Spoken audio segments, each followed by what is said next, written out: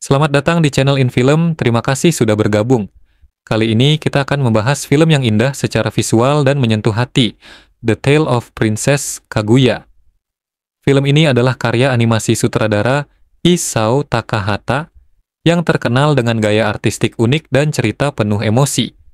The Tale of Princess Kaguya mengisahkan perjalanan Kaguya, seorang putri yang lahir dari batang bambu dan diangkat oleh seorang penebang bambu dan istrinya. Seiring waktu, Kaguya tumbuh menjadi sosok cantik yang menarik perhatian banyak pangeran. Namun ia menyembunyikan sebuah rahasia besar. Ia berasal dari bulan. Sekarang, mari kita mulai pembahasan tentang The Tale of Princess Kaguya.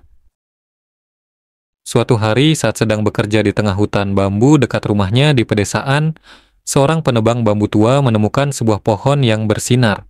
Ketika mendekat, sebuah tunas bambu muncul di depannya. Dan di dalamnya terdapat seorang gadis kecil, hanya setinggi beberapa inci. Penebang bambu yang terheran dengan pemandangan aneh itu, mengira bahwa gadis tersebut adalah makhluk ilahi dan memutuskan untuk merawatnya. Dengan hati-hati membawanya pulang ke rumahnya. Penebang dan istrinya segera dikejutkan ketika gadis miniatur itu berubah menjadi bayi di depan mata mereka, dan dalam hitungan hari atau minggu, ia tumbuh menjadi seorang gadis muda. Beberapa anak desa di sekitar pasangan itu juga memperhatikan penampilan dan pertumbuhan gadis itu. Karena kecepatan pertumbuhannya, mereka memberinya julukan bambu kecil. Penebang bambu dan istrinya memanggil gadis itu sebagai putri. Gadis kecil tersebut sangat menyukai keindahan pedesaan dan segera berteman dengan anak-anak desa, termasuk seorang anggota yang lebih tua dalam kelompok mereka bernama Surumaru.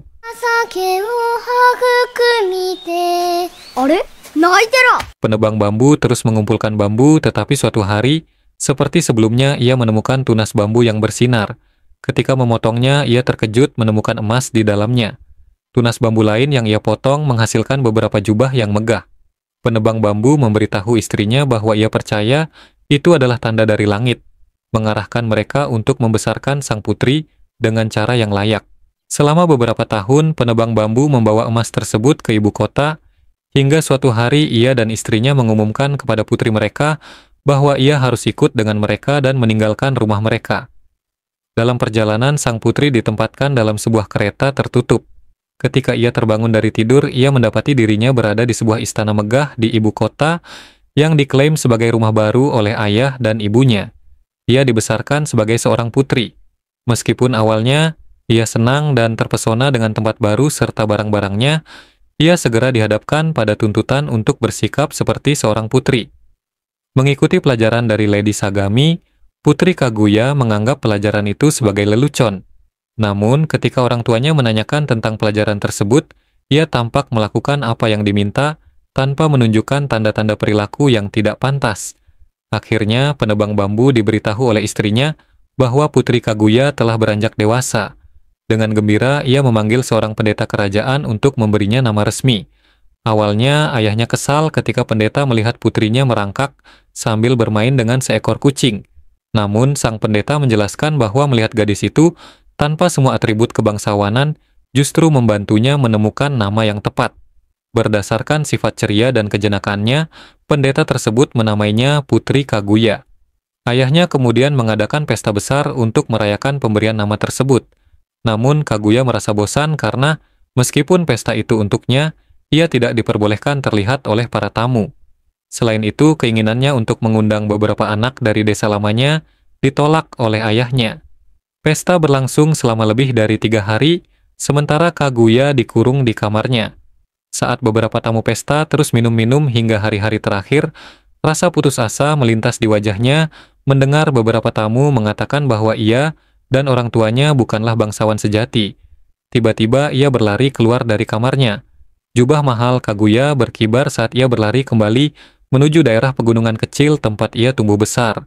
Namun, ia mendapati sebuah keluarga lain kini tinggal di pondok yang dulu menjadi rumahnya. Dan kawasan hutan di sekitarnya telah hilang sepenuhnya.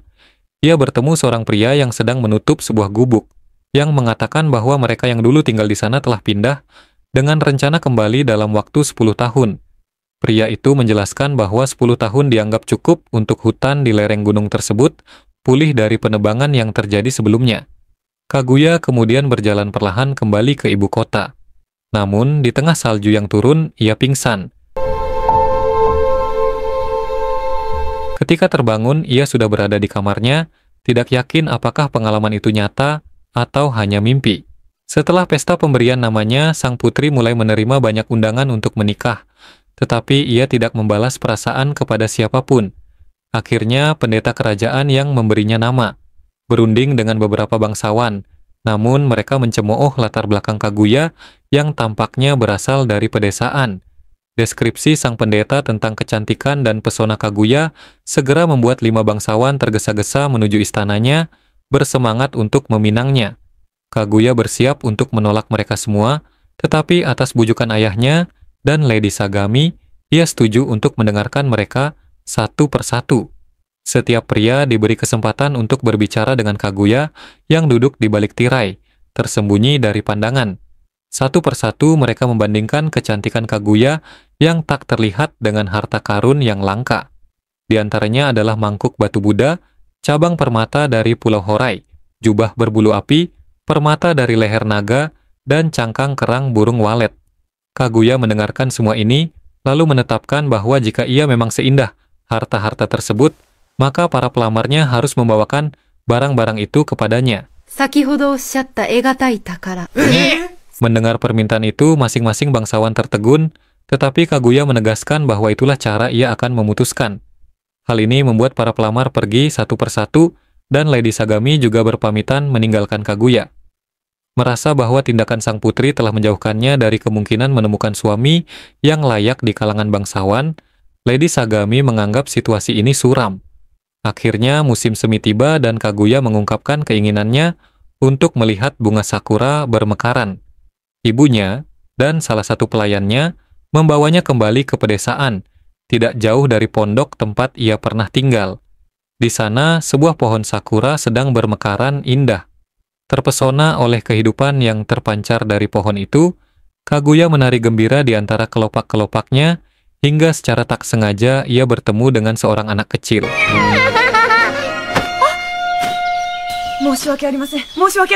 Keluarga anak tersebut segera membawanya pergi, membungkuk hormat di hadapan Kaguya, mengingatkan sang putri akan statusnya saat ini. Ketika kembali ke ibu kota, kereta yang mereka naiki tersangkut dan terdengar keributan dari luar. Kaguya melihat beberapa pria berlari di jalanan, dan ketika melihat salah satu dari mereka, ia mengenali Tsutomaru.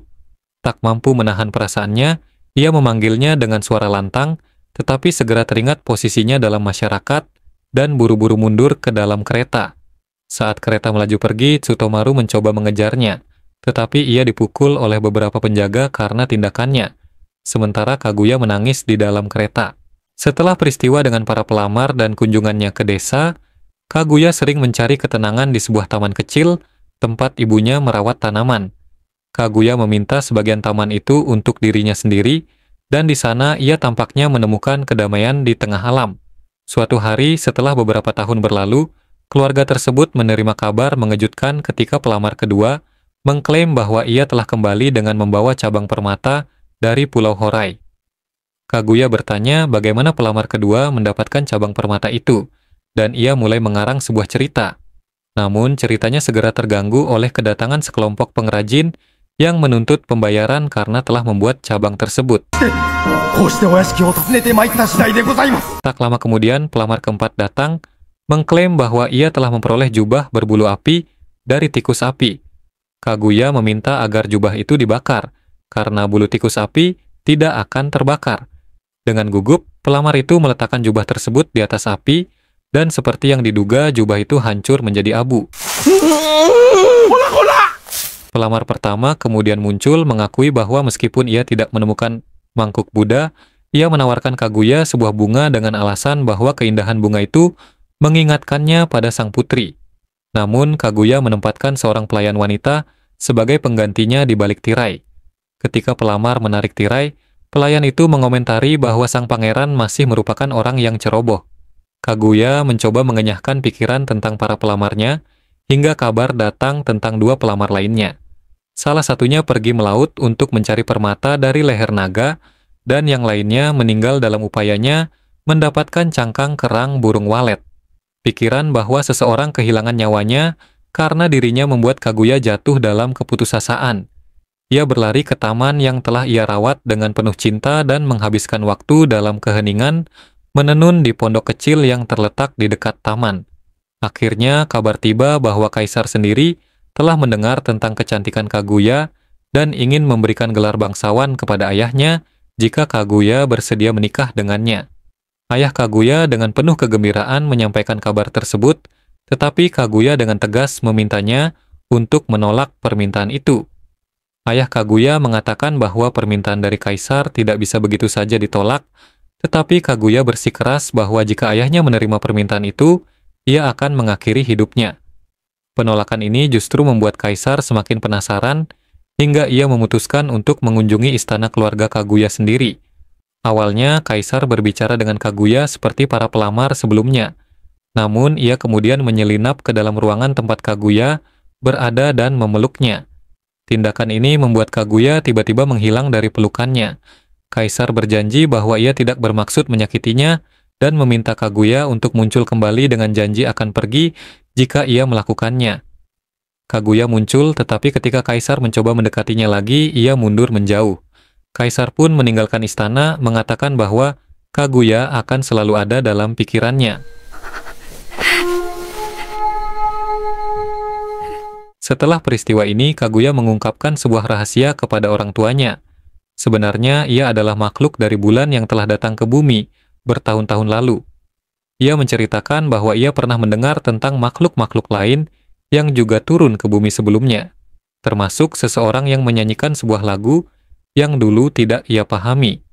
Namun, setelah menghabiskan waktu di bumi, makna lagu itu kini menjadi lebih jelas baginya.